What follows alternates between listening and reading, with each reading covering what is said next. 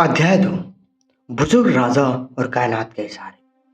जब किस्मत आपका दरवाजा खटखटाती है तो दोस्तों, सेंटियागो एक बहुत ही गहरी उलझन में फंसा हुआ था।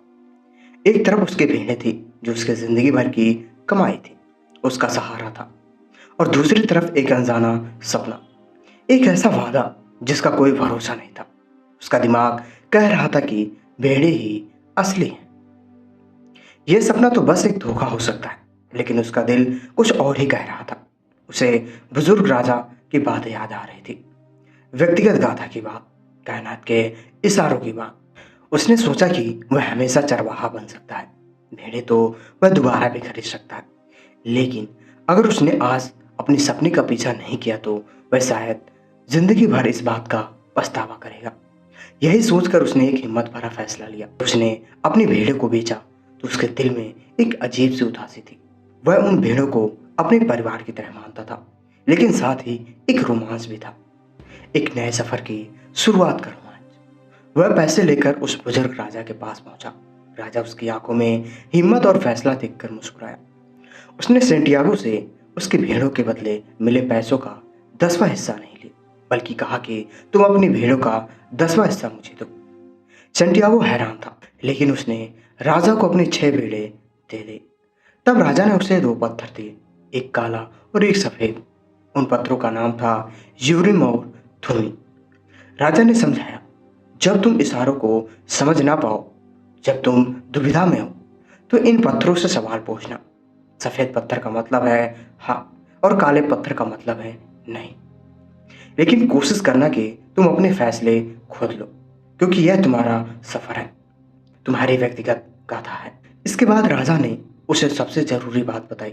उसने कहा, हमेशा कायनात के इशारों को समझने की कोशिश करो। ईश्वर ने हर किसी के लिए एक रास्ता बनाया है, तुम्हें बस उन इशारों को समझना है जो उस रास्ते पर तुम्हारी मदद करेंगे। राजा ने उसे यह भी समझाया कि जब तुम अपनी व्यक्तिगत गाथा के रास्ते पर चलते हो तो शुरुआत में सब कुछ बहुत अच्छा लगता है। इसे बिगनर्स लक कहते हैं। यह कायनात का तरीका है तुम्हें प्रोत्साहित करने का, लेकिन आगे का रास्ता मुश्किल होगा। तुम्हारी परीक्षा ली जाएगी, तुम्हें परखा जाएगा, लेकिन अगर तुम हिम्मत नहीं हारोगे तो तुम अपनी मंजिल तक जरूर पहुंचोगे। यह सारी बातें सेंटियागो के लिए बिल्कुल नई थी, लेकिन उसे इन बातों पर यकीन हो रहा था। उसे लग रहा था कि वह किसी बहुत अहम और महत्वपूर्ण काम के लिए निकला है। राजा से विदा लेकर सेंटियागो अफ्रीका जाने वाले जहाज पर बैठ गया। वह एक नई दुनिया में कदम रख रहा था, एक ऐसी जगह जिसकी भाषा भी उसे नहीं आती थी। वो टैंजियर शहर के एक बार में बैठा था, अपने पास रखे पैसों को देखकर खुश हो रहा था। उसे लग रहा था कि अब सब कुछ आसान है। तभी उसकी मुलाकात एक नौजवान से होती है जो स्पेनिश भाषा बोल सकता था। सैंटियागो बहुत खुश होता है कि उसे एक गाइड मिल गया है। वह व्यक्ति कहता है कि पिरामिड तक जाने के लिए तुम्हें रेगिस्तान पार करना होगा और उसके लिए ऊंट खरीदने होंगे। सैंटियागो उस पर पूरा भरोसा कर लेता है और अपने सारे पैसे उसे दे देता है ताकि वह उसके लिए ऊंट खरीद कर ला सके। वो दोनों एक जनसमूह वाले बाजार में जाते हैं। सैंटियागो की नज़र एक खूबसूरत तलवार पर जाती है और वो बस उस पल के लिए उसे देखने लगता है, और जब वो पलट कर देखता है तो वह व्यक्ति और उसके सारे पैसे गायब हो चुके थे। सैंटियागो का दिल बैठ गया। वो अकेला था एक अनजान देश में, बिना एक भी पैसे के, और उसे यहाँ तक कि भाषा भी नहीं आती थी। उसे धोखा दिया गया था। उसे अपनी भेड़ों की याद आई, अपनी सुरक्षित जिंदगी की याद आई। वह फूट फूट कर रोने लगा। उसे लगा कि वह कितना बड़ा बेवकूफ है जो एक सपने के पीछे सब कुछ त्याग आया है। उसने सोचा कि वह एक चोर है, एक हारा हुआ इंसान है। उसके मन में बस वापस घर लौट जाने का ख्याल आया, लेकिन कैसे? उसके पास तो कुछ भी नहीं था। वह पूरी तरह से टूट चुका था।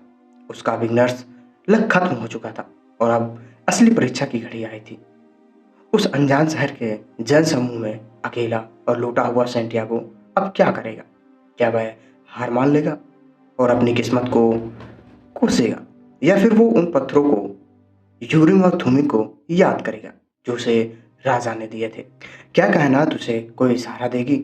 यह जानने के लिए आपको अगले अध्याय की प्रतीक्षा करनी होगी। मिलते हैं अगले एपिसोड में, तब तक के लिए धन्यवाद।